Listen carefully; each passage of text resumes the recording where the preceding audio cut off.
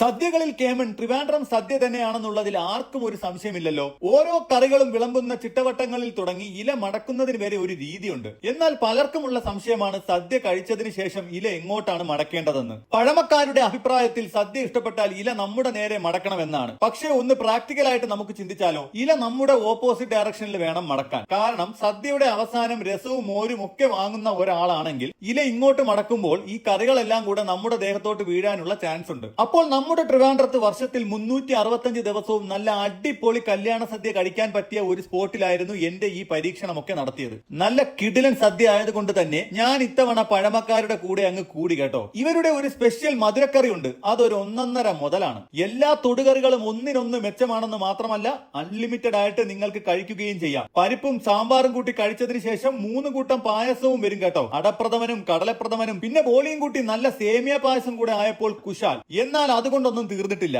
അവസാനം കല്യാണത്തിന് വിളമ്പുന്നത് പോലെ തന്നെ കുറച്ച് ചോറിന്റെ കൂടെ നല്ല പൈനാപ്പിൾ പുളിശ്ശേരിയും രസവും മോരും കൂടെ കൂട്ടി ഒരു പിടി അങ്ങ് പിടിച്ചു. അങ്ങനെ വയറും മനസ്സും ഒരുപോലെ നിറയുന്ന ഒരു ഉഗ്രൻ സദ്യ വേണമെന്നുള്ളവർ നേരെ നമ്മുടെ കഴക്കൂട്ടം ഇൻഫോസിസിന്റെ ഓപ്പോസിറ്റ് ആയിട്ട് റീസെന്റ് ആയി സ്റ്റാർട്ട് ചെയ്ത അഗ്രഹാരം കഫേയിലോട്ട് വിട്ടോളൂ. മറ്റൊരു വെറൈറ്റി കണ്ടന്റുമായി വീണ്ടും കാണാൻ stay tune to KJ's travel tales.